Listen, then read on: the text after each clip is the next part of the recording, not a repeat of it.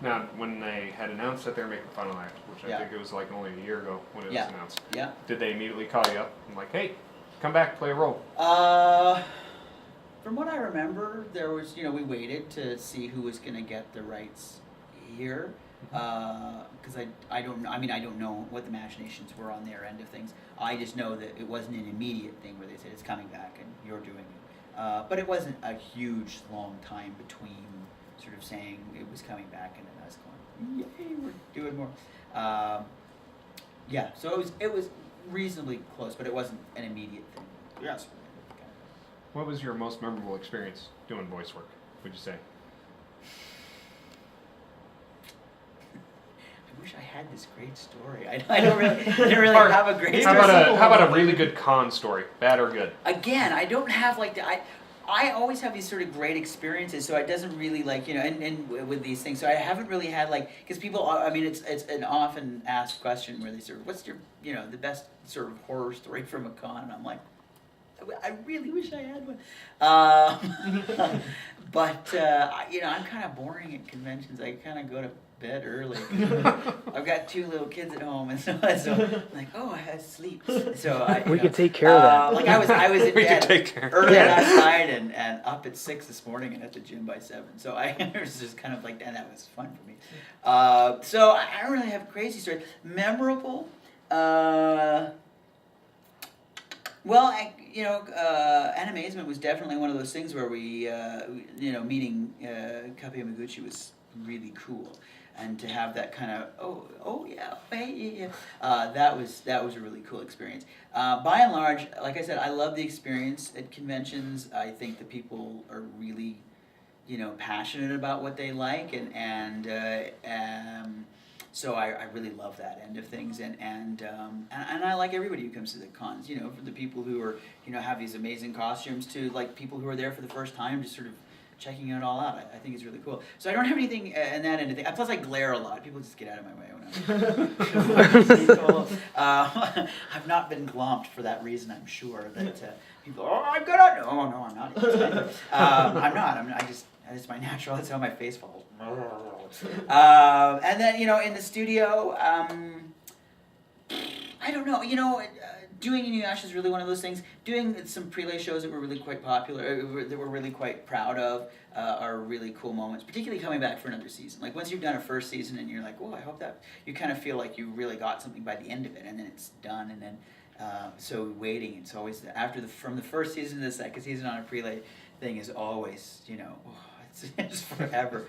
Are they ever gonna watch it? Is anyone gonna like this thing? And then finally, because we've just now come back to do a show a year and a half after we finished the first season of it, they finally said, okay, well, we'll pick it up and do another one. What show is that? Which is the one I can't talk about because it hasn't been released in English yet. We've recorded it in English, but it has premiered in other countries, in other languages, but they just, it hasn't premiered over here yet. So those sorts of things but it's more of an amount of things as opposed to one, standout memory. Yeah. Have you done video game voice work before? Yeah, Warhammer 40,000 did a few of those, and obviously the Inuyasha games and the Gundam games, and a couple others, and I just can't think what they are. One years ago, when PS1, when it was the first thing out. But I don't even know if it was released, and I can't even remember what it is. But yeah, so I like doing those. Those are an experience and a half because they're 8 books worth of. How do they differ in the recording process for anime to a video game? You're not matching flaps. That's one thing. But you are recording a lot of stuff. And a lot of stuff that's very, very similar to the last line you recorded because you're covering every possible eventuality. And the scripts, normally we'd go in and it's an Inuyasha script's about that thick, about 50 pages. It's, it's one script. And then maybe if you do a bunch of scripts in a session, it's 4 or 5 scripts, but they're about that, 50 pages. And these things are some of them are that thick and there are 8 versions of them. And you're just holy cow. And all of your stuff is grouped together. And so you've got your cut scenes, you've got all of your battle scenes, you've got all, so it's really something else. And doing something like, Warhammer is just shreds the vocal cords because it's, when you're playing any of those kind of guys, it's just screaming and jumps Kills out of your vocal cords. yeah, it jumps out of your throat and just runs away to a corner somewhere. But so I've done some video games. I love them. They're great. Go ahead. Are we gonna expect to see you in more live action films or more anime in the future? Well, both. I mean, that's sort of how the career's gone over the years, where it's been both of them. And I'm now moving myself. My trajectory is now also going into producing and writing as well, and directing. So,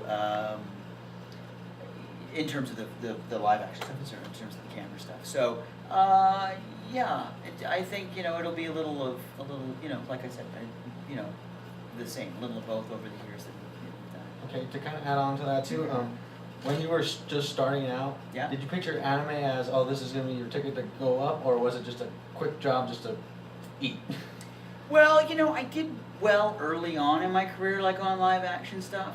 Like I certainly didn't become, a superstar or anything like that, but well enough that, to have your own show is kind of is a cool thing, and it's a good deal. In terms of booking the anime stuff, it wasn't something that I was sort of diligently seeking. I was aware of it, and I knew it was really cool, so I was very happy to be doing it. But as I said, it was just the next in it was the next in a series of auditions that had sort of taken my career sort of where it wants to go as much as I want to guide it where it goes. So it's been a really great, happy, and fortuitous sort of, path. But and I hope it continues for a long time. Yeah, for sure. Do you think the interest and love of Japanese culture and its influx into the West is still growing? I think so. I think that. Yeah, I think so, and I think that it's an interest in all sorts of different cultures as you move forward as well. I mean, the more you know about other places and other people, the better off we all are, right?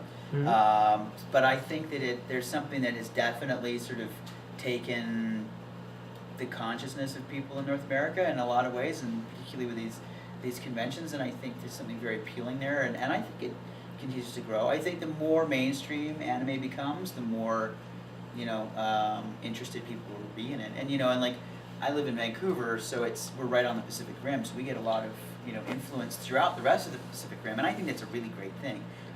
Because I don't want to get into economics, but as the world sort of moves forward and the Pacific Rim becomes much stronger economically, I mean it's already amazingly strong, but as it continues to grow, I think you're just going to see more influence coming out, which is a phenomenal thing. I think it's great. What is it about it that you like?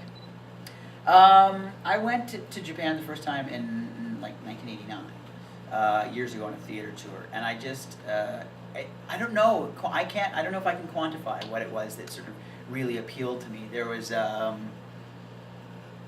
don't know. I mean, I was gonna say there's a serenity aspect, but I mean at the same time we were all over and we were in Tokyo, and I mean it's not much serene about Tokyo. Yeah. It's just go.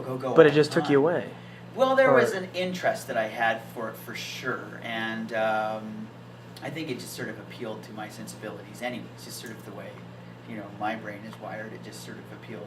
But I think lots of cultures do, and I find it very interesting. I wasn't born in North America. I was born in the UK, so I kind of grew up with one foot on either place, and so I've always just really kind of enjoyed different cultures, no matter what they are.